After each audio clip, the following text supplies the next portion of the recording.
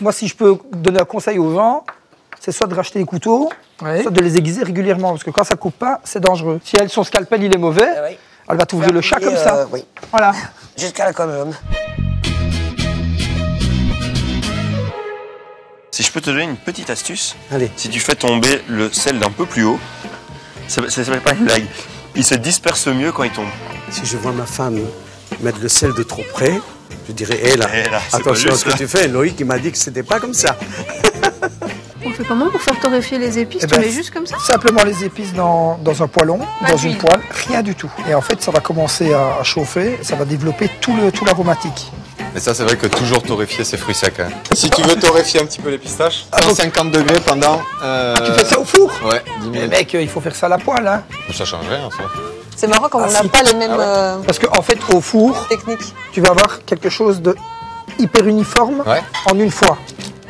Mais si ton four chauffe trop au-dessus et pas assez en dessous, ça va être trop cuit au-dessus. Tandis qu'en faisant avec ton poêlon, c'est meilleur. Ah ok, d'accord. Ouais, non, c'est pas bête. Alors moi, je t'amène une petite astuce en plus.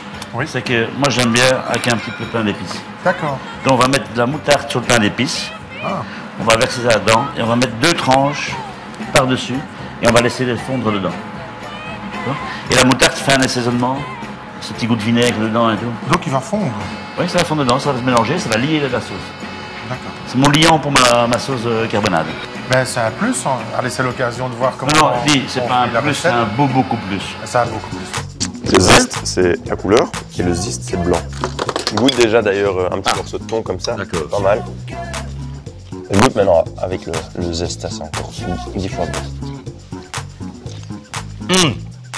Tu goûtes la différence ou pas? Oui.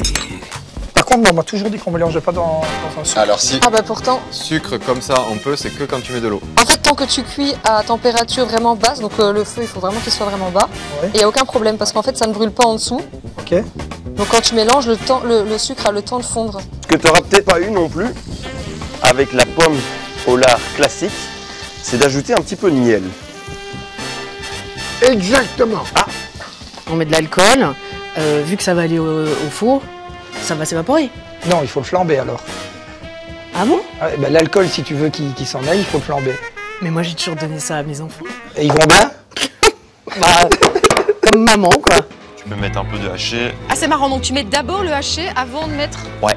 D'abord la viande, pourquoi? Comme ça, on a la réaction Maillard. C'est un effet chimique où les protéines vont commencer à colorer, en fait. Et ce qui va être justement bon dans cette sauce, c'est d'avoir ce côté viande bien caramélisée. Les tomates cerises, les carottes et le vin rouge, ça donne une recette Topissime. Il y a une chose qui est hyper importante, c'est de goûter. Et à chaque moment de la cuisson ou de la conception d'un plat, tu dois goûter. Ça pique, parce que l'assaisonnement, il se rectifie en fin de plat, il se fait à toutes les étapes. On va mettre un peu de mayonnaise. À table, tome 3, en vente dès maintenant dans les librairies Club. Ça c'est de la bouillabaisse. Normalement, elle est bonne. Les Marseillais vont nous envier, mon ami. Je les entends déjà. Ils vont tous débarquer. Ils vont tous débarquer. Râler.